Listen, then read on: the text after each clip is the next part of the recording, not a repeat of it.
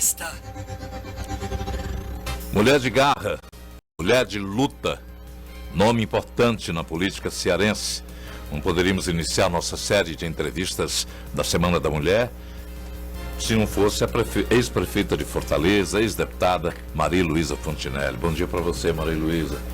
Bom dia, Nonato. É um prazer imenso. Bom dia, Yuri, a todas e todos que neste momento estão a nos ouvir. Podem perguntar o que quiser. Eita. É ótimo. 981-54-3814 para você mandar perguntas. Cearense de Quixadá, Maria Luísa foi deputada durante os anos da ditadura. Em 1985 foi eleita a primeira mulher prefeita de capital do Brasil, ao som de Maria, Maria, do Milton. Sua campanha marcou a cidade, venceu os tidos como favoritos da época, Paz de Andrade e Lúcio Alcântara. Mas quem vai contar essa história, além de fazer uma análise da política de hoje também, é ela. Bom dia mais uma vez. Deixa eu lembrar só que é você que está pelo Instagram, pelo Twitter. Você acompanha a entrevista também nessas redes, no YouTube, Facebook, Twitter, e participa também pelo 981-54-3814. Deixa eu fazer uma pergunta. Como é que foi o início da política? Você vindo do Quixadá, veio estudar no liceu, ex-liceísta, de uma atuação também já na área estudantil? Não tive em Quixadá nenhuma atuação diretamente ligada ao movimento estudantil. Mas no liceu já? Não, eu digo lá, sim, lá em Quixadá. Nesta época, quem já tinha atuação era Rosa Fonseca.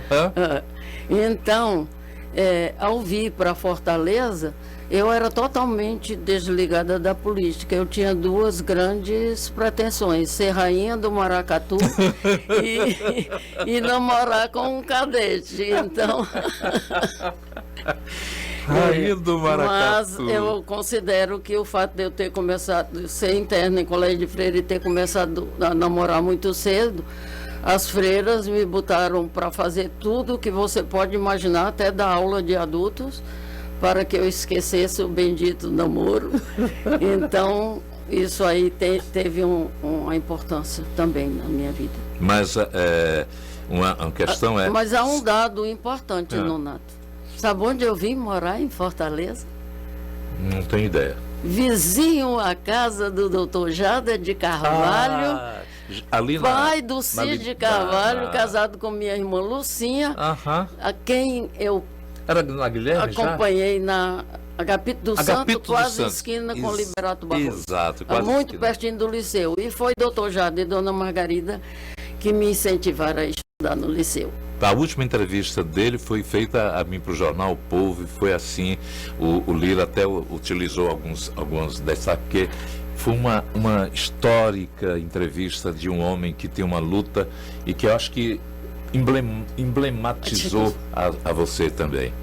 Como é que você analisa a participação de mulheres na política? Você acredita como positiva essa necessidade de cota para mulheres na política? Não, nós sempre, enquanto União das Mulheres Cearenses, ao ser eleita deputada estadual, nós vimos o papel destacado que as mulheres estavam tendo em todos os movimentos e criamos a União das Mulheres Cearenses.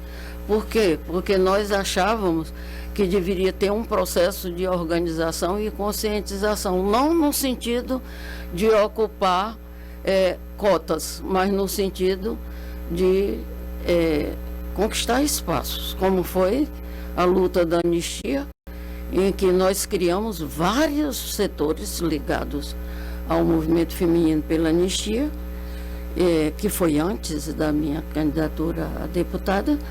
E naquele período nós fomos o terceiro núcleo do Brasil. Primeiro foi São Paulo, doutora Terezinha Zerbini, o segundo Paraná e o terceiro foi o Ceará. Para o pessoal da nova geração, que muitas vezes não acompanha a historicidade de nomes como o seu, como é que foi a participação feminina no meio da ditadura? Como é que você conviveu com a época? Olha, veja bem, Nildes Alencar, irmão do Frei Tito de Alencar, que já estava falecido, e Dona Lourdes, mãe de presos políticos, exilados. Do Mário. E várias companheiras dos presos políticos, e a Rosa, que estava saindo da prisão e que se engajou também nessa luta, e a companheira Célia Zanetti, que tinha participado da luta em São Paulo e que estava aqui vivendo clandestinamente. Então, foi decisiva. Nós dizemos que esse movimento foi capaz de galvanizar corações e mentes.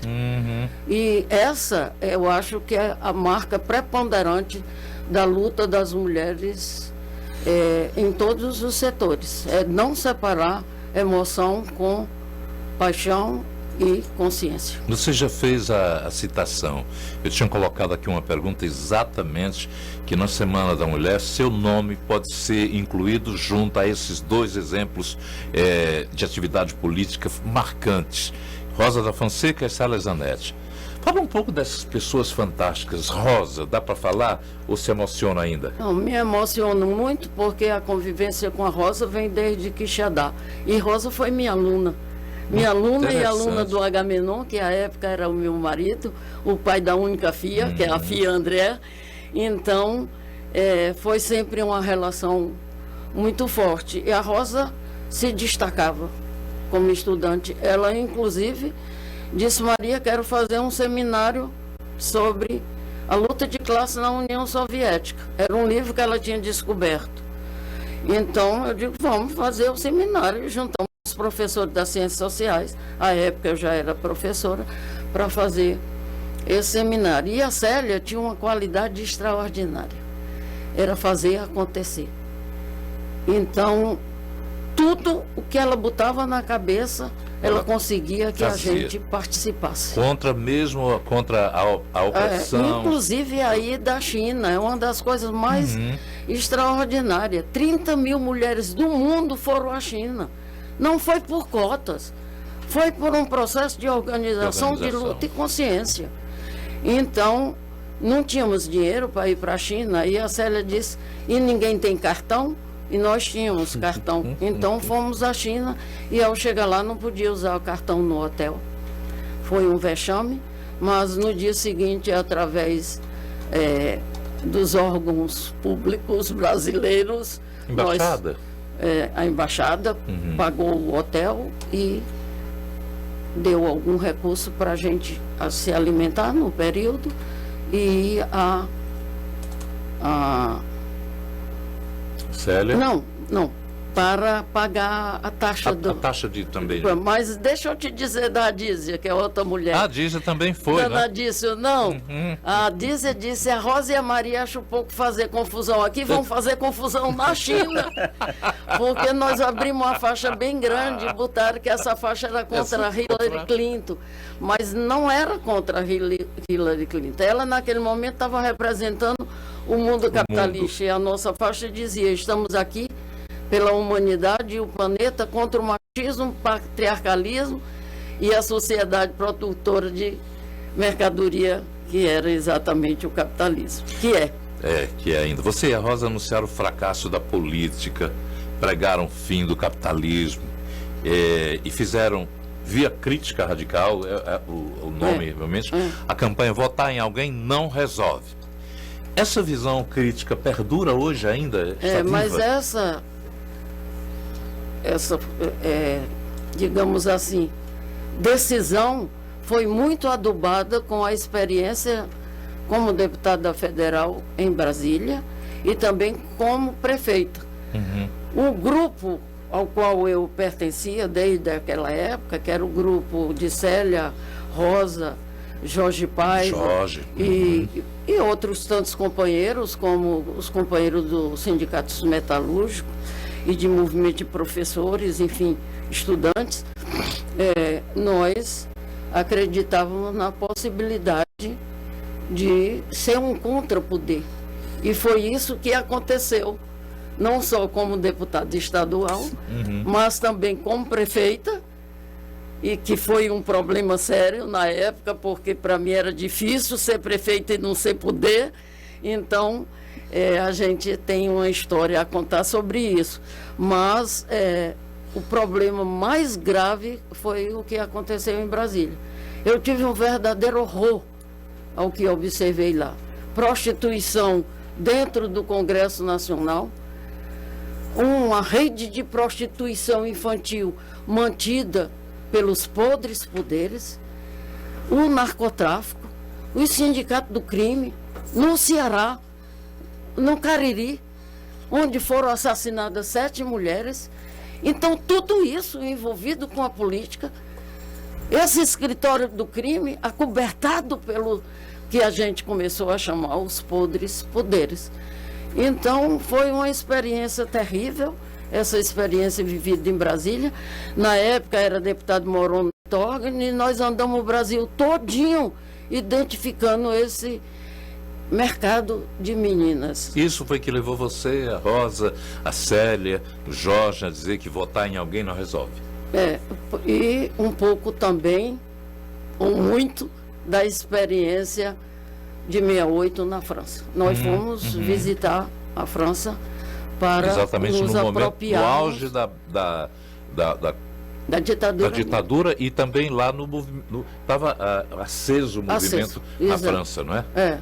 Mas já também um processo de repressão muito forte. Nós não tivemos oportunidade de entrar na universidade para panfletar. E a nossa panfletagem era exatamente na busca de algo diferente, que na época a gente teve acesso, no final da administração, o Jorge Paiva teve acesso a um pensamento do Marx, em que ele dizia que a luta de classe não era o que resolveria o problema, mas seria a construção de um movimento que fosse capaz de ultrapassar o sistema capitalista que começava em crise. Esse movimento daqui é um reflexo, espelho de algum outro movimento que já estava sendo lançado no mundo? Não. A gente teve esse exemplo da França. De 68, não é? E naquele momento em que nós estávamos terminando a administração popular e que, portanto, eu fui eleita deputada federal, o que a gente viu em Brasília, o eleito presidente do Brasil envolvido com a morte o grupo dele envolvido com a morte de uma garota de 8 anos. Que foi, então era um momento em que o capitalismo começava a deixar de ser a moderna sociedade de um sistema especial para se tornar uma sociedade em colapso e destruindo todos os valores humanos. Quer dizer, a gente vê isso no final do século passado, para o começo. Perseguição política e perseguição por ser mulher conviviam juntos nessa época? Terrível.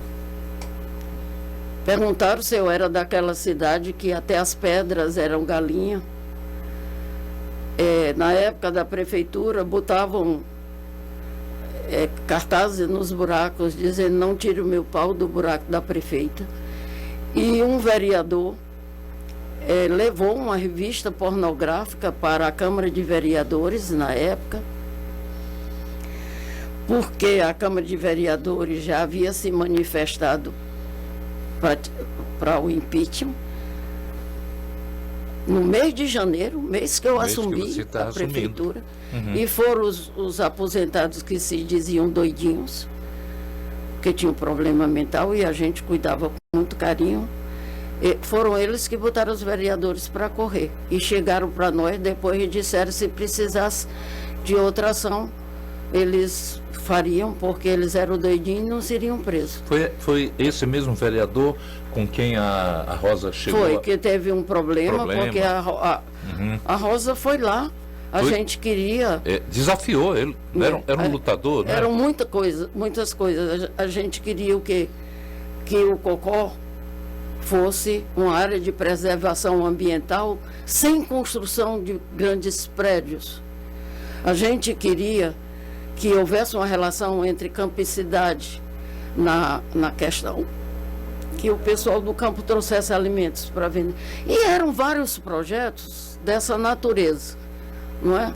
Então, com esse aspecto da revista pornográfica, a Rosa foi lá e desafiou o vereador, e uma jornalista dizia assim: Rosa, você afirma que desafiou? Ela chegou e disse: vereador, o senhor apanhou da Rosa? Ele disse: não foi bem isso, porque ele não queria dizer que tinha, não é? Então, mas foi levado de lá um jovem que o problema foi grave, e esse jovem, que foi o Chicão, teve uma pancada na cabeça e foi levado para o JF na época. Eu vou pedir um intervalinho aqui, enquanto você bebe uma aguinha, mas vou deixar no ar uma pergunta. Maria Luísa, você guarda alguma mágoa de políticos que tenham tentado contra a sua administração? Você falou que tentaram impeachment quando você estava assumindo a prefeitura. Já você responde. O intervalo é rápido e tem as perguntas de vocês.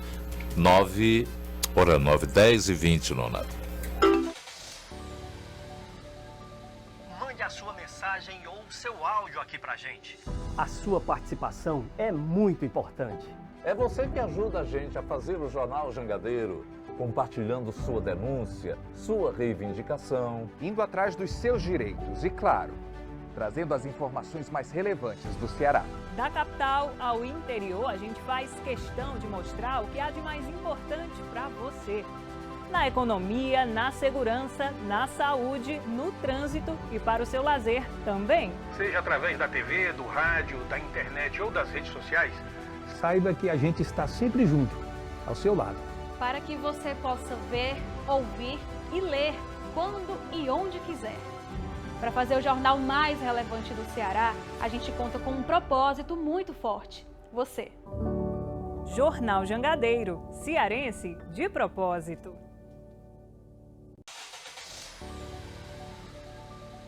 mande a sua mensagem ou seu áudio aqui pra gente.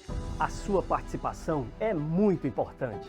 É você que ajuda a gente a fazer o Jornal Jangadeiro, compartilhando sua denúncia, sua reivindicação, indo atrás dos seus direitos e, claro, trazendo as informações mais relevantes do Ceará. Da capital ao interior, a gente faz questão de mostrar o que há de mais importante para você. Está de volta às 10 horas e 21 minutos. Vou dar oportunidade às perguntas que estão surgindo, Yuri. Tem uns comentário aqui, Donato, olha, da Silvana. A Silvana disse que foi a primeira vez que votou na Maria Luísa. Sara Souza, era criança, recém-chegada em Fortaleza, e a eleição de Maria Luísa me marcou. Foi um movimento lindo ao som de Maria Maria. Tenho uma admiração imensa pela Maria Luísa. Naquela época, mesmo criança, me senti uma grande mulher. Aí ela fala aqui da questão do exemplo, né? Por ser eleita primeira prefeita, ela diz, olha, eu fui a primeira mulher contratada numa multinacional há 20 anos, empresa gerida por homens, com centenas de vendedores homens, e eu a única mulher no cargo de liderança. Ela disse que serviu como exemplo. E aí tem uma pergunta do Vandenberg. Bom dia a todos. Na época em que a professora foi prefeita, a senhora sofreu muita perseguição, mentiras, calúnias. Depois de mais de 40 anos, tudo se repete agora em relação às mulheres. Como é que a professora vê esse momento em que estamos vivendo? O sistema capitalista, ele se impôs pelas armas e foi um sistema que a gente chama MOB. Macho, né, ocidental. E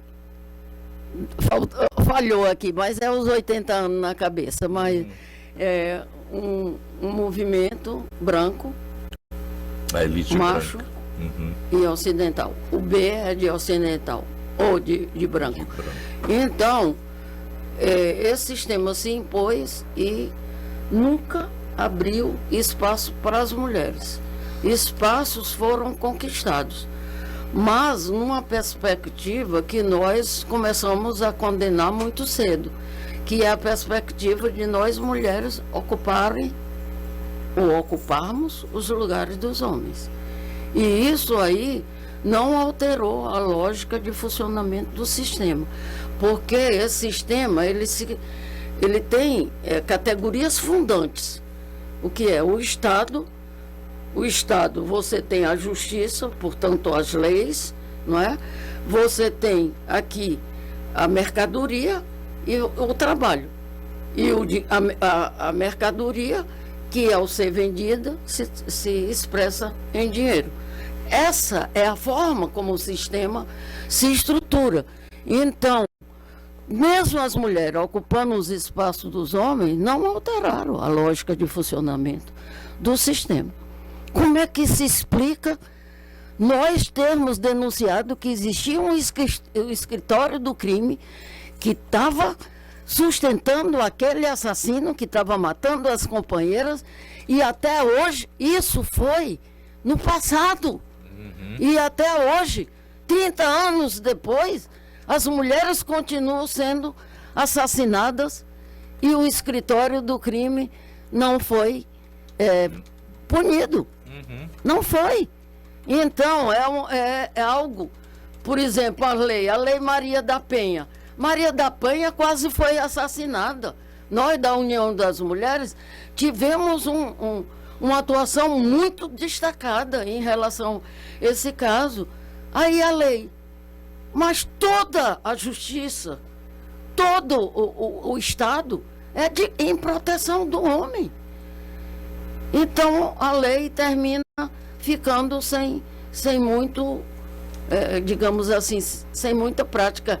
O Vigílio citava muito algo que dizia assim: a lei para os amigos, os rigores da lei para os inimigos, né? Então, a gente vê como isso funciona até hoje em relação à questão da mulher. Por isso é que nós deixamos de votar. A gente diz assim, política é mesmo assim, do pior para o ruim. Na época que eu fui deputada federal, foi um colo de mel.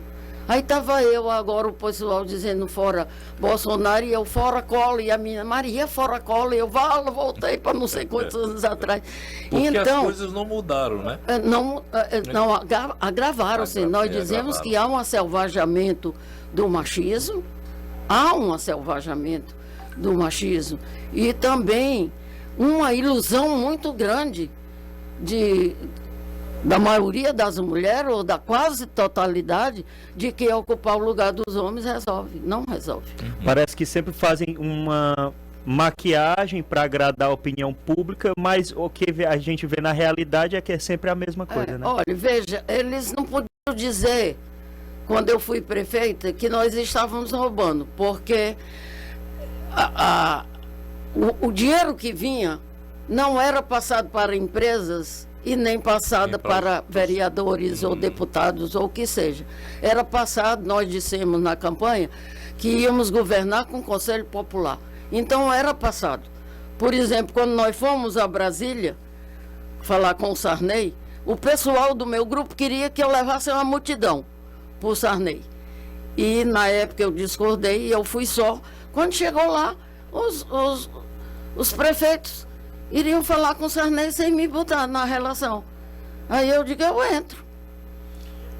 Por ser mulher ou por suas ideias? Acho que por tudo, ideologia? Que tudo.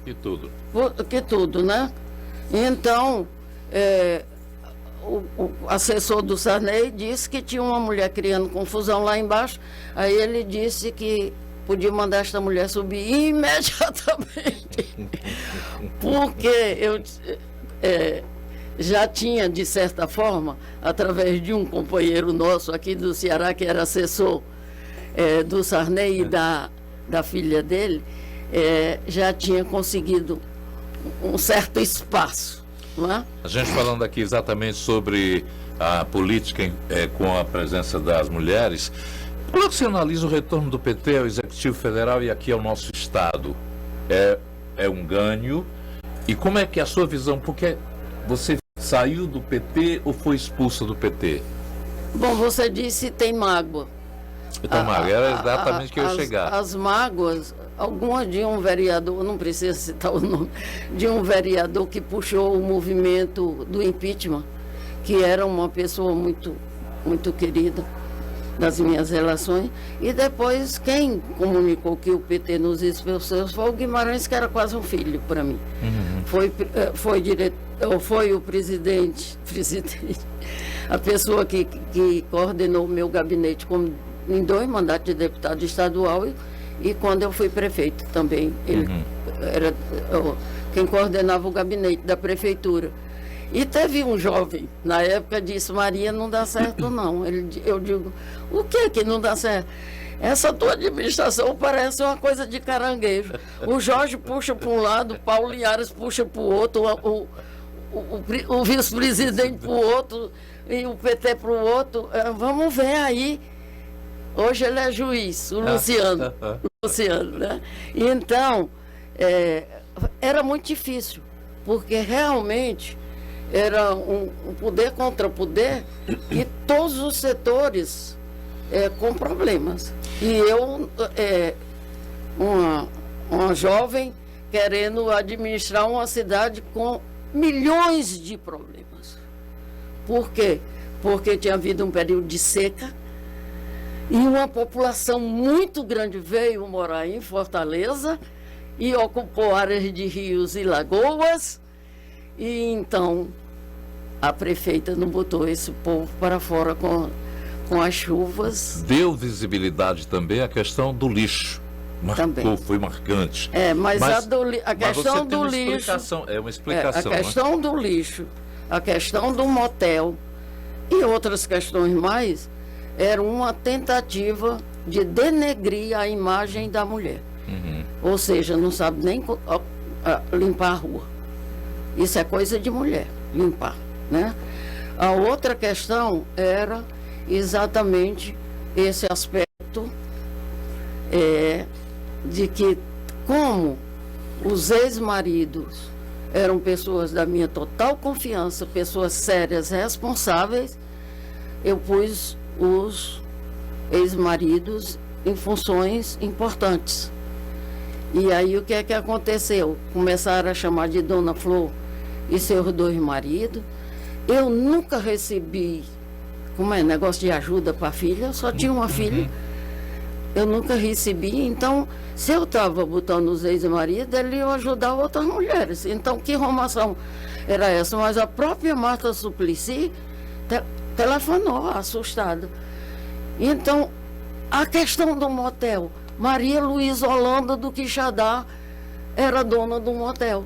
Aí disseram que eu era dona do motel ali pro lado do Dionísio Torres, né? Sei lá, e como construir uma rua lá que se chamou de Miguel Dias. Disseram que era para ajudar o Miguel Dias e ajudar o motel. Então, era muita coisa assim para denegrir a imagem. Na sua cabeça, como é que isso funcionou? Você não chegou a ficar perturbada com tantas, aspas aqui, injustiças?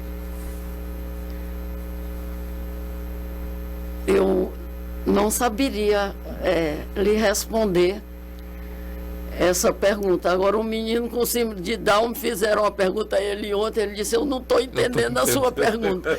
Eu não estou sabendo lhe responder, porque existia uma equipe que era extraordinária no sentido de sustentar aquele momento, não é? E tinha coisas extraordinárias.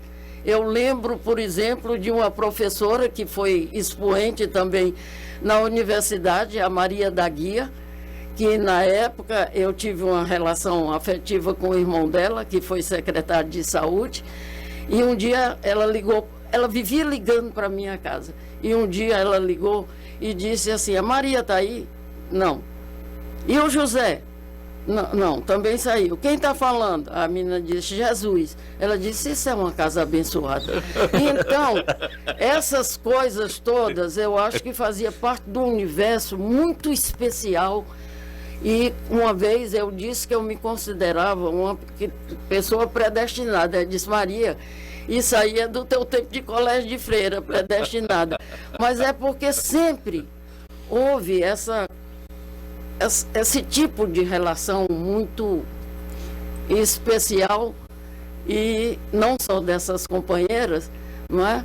E teve um presidente da República nos Estados Unidos que escreveu um livro e a pessoa dizia assim, e aí, vencemos mais uma?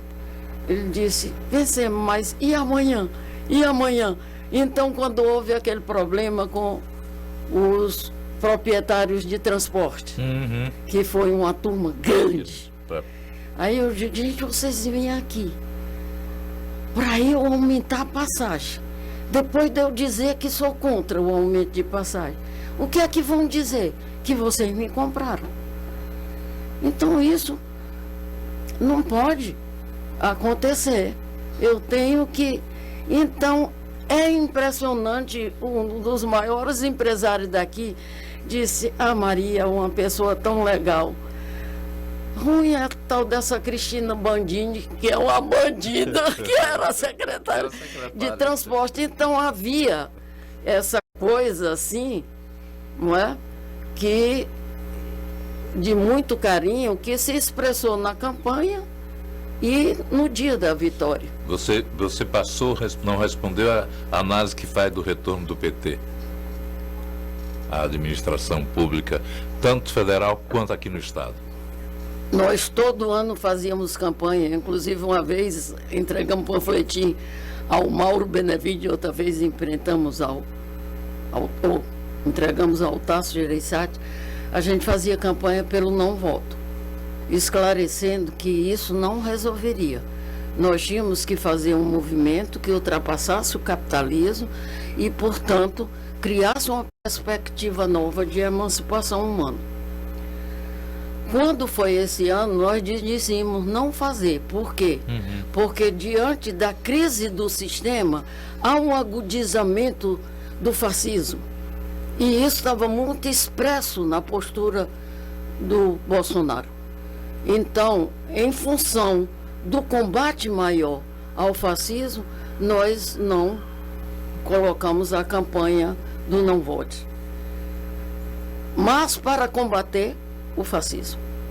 Não era para garantir a eleição. Embora isso terminasse levando a uma maior votação no Lula. Não é? Nós não acreditamos. E aí a pessoa me perguntou qual é uma das experiências maiores que eu tenho na vida. Eu digo que é ingenuidade. Acreditar que quem está no poder vai transformar o poder. E eu fui ingênuo nesse sentido. No entanto, não tínhamos condições na época não se tratava de implantar a ditadura do proletariado. Nós não tínhamos essa força. Tinha um movimento muito forte de mulheres, de professores, de estudantes, de metalúrgicos, de mulheres da castanha. No entanto, não era um movimento para a implantação da ditadura do proletariado. E se não era isso, o que era? Então, ficou difícil. Ficou difícil, mas é uma ingenuidade e foi no passado alguém que foi levado para a fogueira que expressou essa frase para os alunos. E eu acho que é uma ingenuidade acreditar que quem está no poder vai transformar o poder. No entanto, não temos alternativa dentro do sistema capitalista. Está aí a destruição. Não precisa ir fora do Brasil. O que nós estamos vendo das ruas, destruindo casas e as geleiras, como era?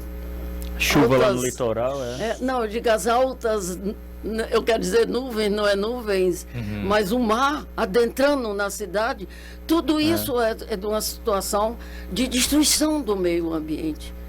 E Fortaleza é a cidade que mais mata jovens negros. E Fortaleza é a cidade que tem mais problema mental de mulheres. Portanto, não é possível continuar com essa situação. Qual é a saída?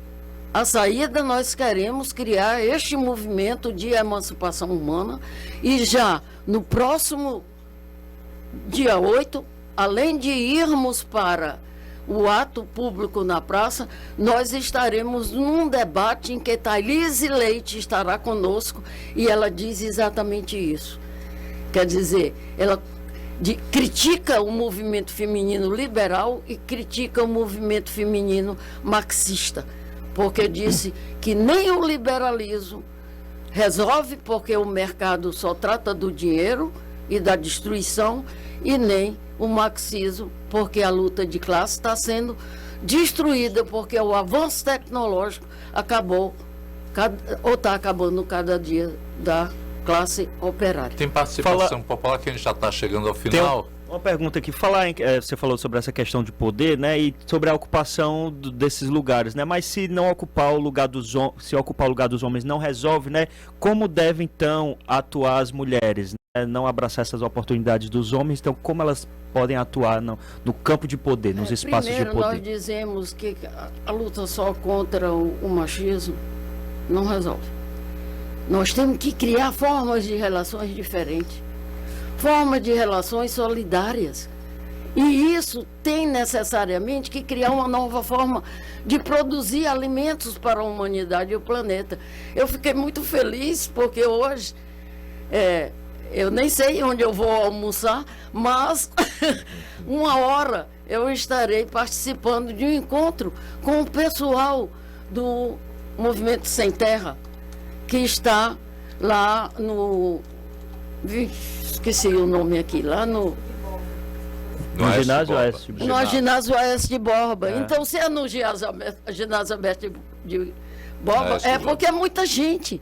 E eu estarei lá para discutir com as companheiras o papel que essas companheiras poderão ter. Um papel importantíssimo na minha história de vida foi ter participado da luta do Pirambu, em 62. O Jada de Carvalho dizia: essa luta vai mudar a história da cidade. E mudou, porque no nosso período foram 100 ocupações de terra e nós regularizamos essas terras sem ter dinheiro. E o Ciro Gomes, quando foi prefeito, teve que pagar, porque não ia desmanchar 100 ocupações de terra com casas que foram construídas pelo próprio povo.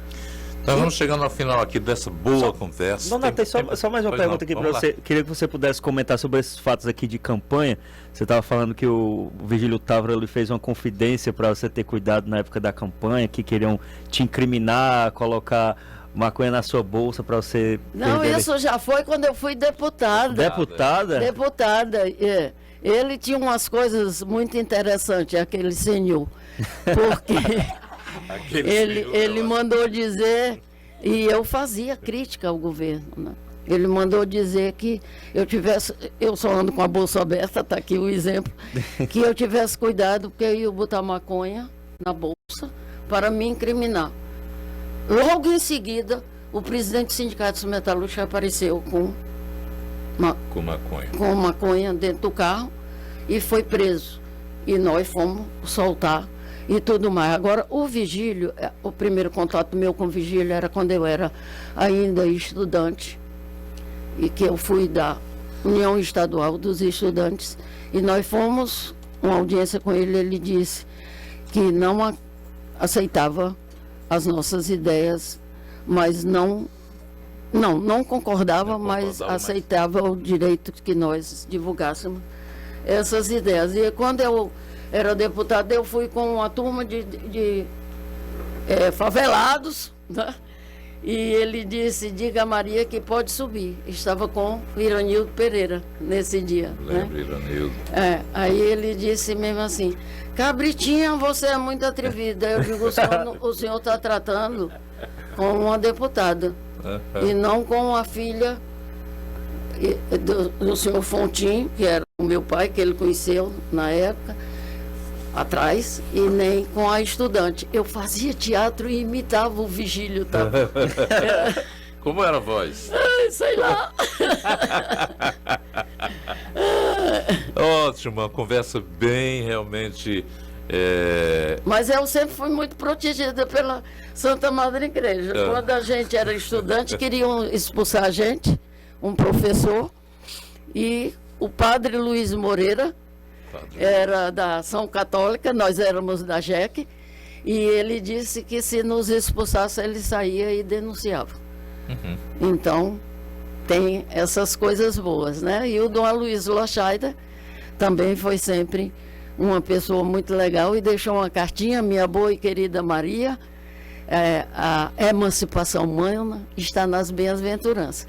E eu digo em todo canto que isso é o meu passaporte para o céu. Que bom. Deixa eu pedir a você uma mensagem para esse 8 de março, Dia da Mulher, uma mensagem para as mulheres de uma vitoriosa política, como educadora e como mulher. Que nós estamos sendo chamados a cumprir o papel mais importante da história da humanidade. Construir uma sociedade onde nós, homens e mulheres, possamos ter uma relação completa, amorosa, uma relação de solidariedade humana e uma relação perfeita também entre nós e a natureza. Portanto, nós mulheres somos vida, somos terra, somos plantas, somos flores. Se alguém por acaso disser, é cedo demais para amar, e nós temos direito a amar, a ter tesão, e, portanto, não fazer uma campanha e que os companheiros fiquem de fora. Gratidão nossa. Oi. Saúde, paz e esse foco humanístico que você dá à evolução do homem e da mulher no sentido maior da sua conscientização. Eu acho fantástico. Muito bom. Obrigado Muito por bom. estar conosco. Esteve aqui a política e, mais do que nunca, uma professora, uma educadora de almas, que é a Maria. Teve a sorte de, através de Luísa Teodora, ter o curso do Paulo Freire. Pronto, a Luísa Teodora, com saudades também, né? Ai, que Entre as mulher muitas maravilhosa. saudades de mulheres, uma saudade. Ai, que mulher Rosa, maravilhosa. Célia, Luísa, são tantos Vamos nomes. extrapolar um minutinho? Então, você tem direito. Zélia Franklin, que também já se foi. Nós fomos à casa de Terezinha Zerbini. Mulheres, ouçam essa. Terezinha Zerbini, que fundou o movimento da anistia. E lá ela disse, esses comunistas acham... Eu fui com a Zélia. Esses comunistas acham que a bandeira da anistia é deles. Agora essas putas do Paraná, as mulheres do Paraná, que eram jornalistas e muito danadas, estão dizendo que são elas. E os trotskistas, a Zélia era trotskista. Quando nós saímos de lá, ela disse, mulher, Maria, essa mulher é contra os comunistas, contra as putas e os trotskistas. O que é que nós viemos fazer? Minha flor, é porque a anistia é ampla, geral e restrita. Ei! Grande Maria Luísa, obrigado pela sua presença. Uma certa magia, uma força que nos